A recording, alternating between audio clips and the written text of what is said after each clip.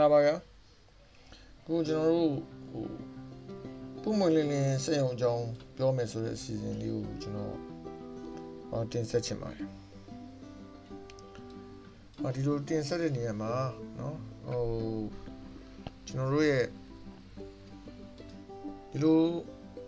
မျိုးပေါ့ဗျာเนาะခုနကကျွန်တော်ပထမတစ်ခေါက်ကျွန်တော်ပြောခဲ့သလိုပဲစက်ရုံတွေကို production supervisor ကဆင်းမယ် production supervisor ဆင်းသက်ပြီးတဲ့အခါကျရင်စက်တီရဲ့အခြေအနေကိုသူကလေးလာမယ်ကုန်ပစ္စည်းတွေဝန်ထမ်းတွေလုပ်သားတွေเนาะ system တွေကိုကြည့်အဲ့လိုပဲကျွန်တော်တို့ရဲ့ဒီ maintenance engineer เนาะ maintenance engineer ဒါမှမဟုတ်လည်း maintenance supervisor တယောက်ကစက်ရုံတွေကိုကြည့်เนาะဒီတစ်ခါစက်ရုံတွေကိုကြည့်မယ်ဆိုတဲ့နေရာမှာကျွန်တော်ခုတစ်ခေါက်ပြောပြချင်တာကတော့အဲ့ဒီက production area เนาะ production area ကိုကြည့် production area ကိုသူဘာလုပ်မလဲ production area ကိုသူသွားတဲ့နေရာမှာเนาะကျွန်တော်တို့ production machinery တခုတည်းသူကြည့်လို့မရဘူးเนาะ production machinery တခုတည်းသူကြည့်လို့မရဘူးသူကြည့်ရမှာက facility ဆိုတာဘာလဲဆိုတော့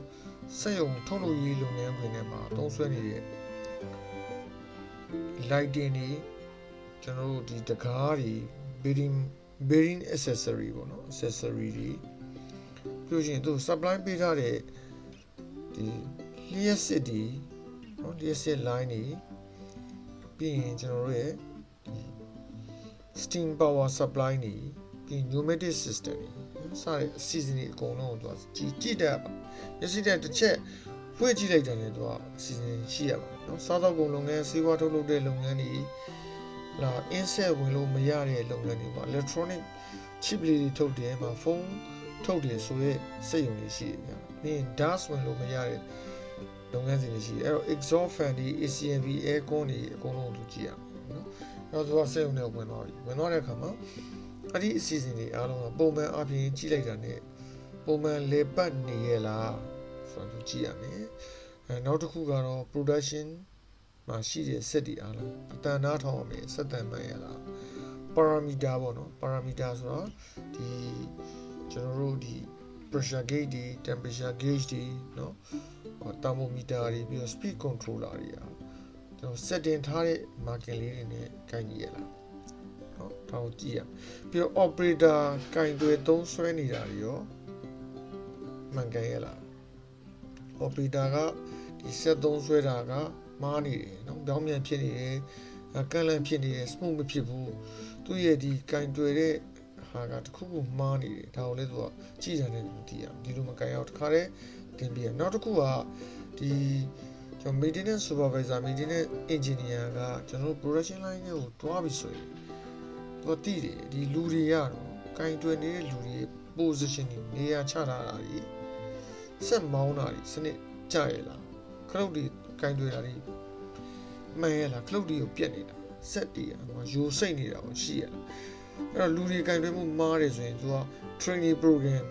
လုပ်ပြီးဖို့လုပ်ပါနော် training program လုပ်အောင်training program လုပ်မှသာလေကျွန်တော်တို့ရဲ့ဒီ operator တွေမောင်းနေတဲ့နေရာမှာ safety အရေးကြီးဆုံး safety ဒုတိယကကျွန်တော် productivity ဆိုတဲ့ဟာကိုသူကလုပ်နိုင်မှာဖြစ်ပါတယ်အဲ့တော့ကျွန်တော်တို့ရဲ့ဒီ engineering maintenance engineering မှာအရေးကြီးတဲ့ဒီစက်ပိုင်းဆိုင်ရာကင်တွဲတဲ့လူတွေနော်လူတွေကိုလည်းပြုပြင်ပေးဖို့လိုပါတယ်စက်ကြီးပဲပြင်လို့မရဘူးစက်ဘလောက်ပဲပြင်ပြင်ကင်တွဲတဲ့ operator တွေရဲ့အားနည်းမှုကြောင့်ဒီစက်ကထပ်မံတလဲလဲပြတ်တာမျိုးအဆင်မပြေတာမျိုးတွေဖြစ်နိုင်ပါတယ်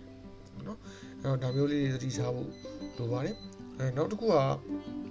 ကျွန်တော်တို့တန်ရှင်းရေးပါနော်စက်တီရဲ့တန်ရှင်းရဘယ်လိုရှိလဲဆိုတော့ဒီစီရီနဲ့လုံးထွေးပြီးညစ်ပတ်နေလားနော်ပြီးတော့စက်ပေါ်မှာတင်နေတဲ့ product တွေနဲ့စက်တီကconveyor တွေမဲနေတယ် conveyor ကြီးညစ်ပတ်နေတယ်ဂျန်တွေဖြစ်နေတယ်အတန်တွေမြည်နေတယ်ဆိုတဲ့အစီအစဉ်တွေပေါ့နော်ဖြစ်နေတယ်ပေါ့ဗျာဒါမျိုးတွေကိုလည်းသူကြည့်တတ်ပါမယ်ပြီးတော့complaint တဲ့ရပါ ဒီလိုကင်တွယ်မှုမှားပြီးသူ production site ဘက်ကို complaint တက်ပါပြီးတော့သူက complaint နဲ့သူကလက်ခံအတန်မြည်နေတာကြာပြီးရိုးစိတ်နေတာကြာပြီး maintenance ကပြင်ပေးဖို့ complaint နဲ့လက်ခံမယ်သူကိုယ်တိုင်လည်း complaint တက်မှာဖြစ်တယ်လို့သူကိုယ်တိုင်လည်း complaint လက်ခံမှာဖြစ်ပါတယ်အဲ့တော့သူကဒီ production ကနေကိုသွားပြီးဆိုရင် number 1 facility တွေကြည့်ရမယ်နံပါတ်2က process မှာသုံးထားတဲ့ machinery เนาะ conveyor တွေ motor တွေအကုန်လုံး driving system အကုန်လုံးပြီး pressure gauge တွေ temperature gauge တွေ parameter တွေအကုန်လုံးကိုကြည့်ရှုရမှာဖြစ်ပါတယ်ဒီလိုကြည့်မှလာ productivity က waste နေမယ် product ကအရောင်သွေးနဲ့ပြည့်စုံမယ်လှပမယ်เนาะဘာကြောင့်လဲဆိုတော့ကျွန်တော်တို့ကထုတ်လို့ရေးဆိုတာစက်တစ်ခုတည်းလည်းမရဘူးလူနဲ့စက်နဲ့ကုန်ကျန်းနဲ့ဒီလိုတွဲတဲ့နေရာမှာသူအစီအစဉ်လိုက်စစ်ဆေးတဲ့လူကနားလေတကြွမှုလိုပါတယ်เนาะကျွန်တော်တို့ tuning system လေးပေါ့တခုခုကို tuning လုပ်ဖို့လေးအားနည်းနေတာနဲ့ကျွန်တော် waste output တွေအများကြီးထွက်သွားနိုင်တယ်အဲ့တော့စက်ရဲ့လေပတ်ရဲ့ parameter တွေမှန်ကန်မှုရှိမရှိဆိုတာကျွန်တော်ဒီ maintenance supervisor maintenance engineer ကစစ်ဆေးဖို့လိုပါတယ်เนาะ thank you ပါကျေးဇူးတင်ပါတယ်ကျေးဇူးပေးတဲ့အတွက်ကို see you again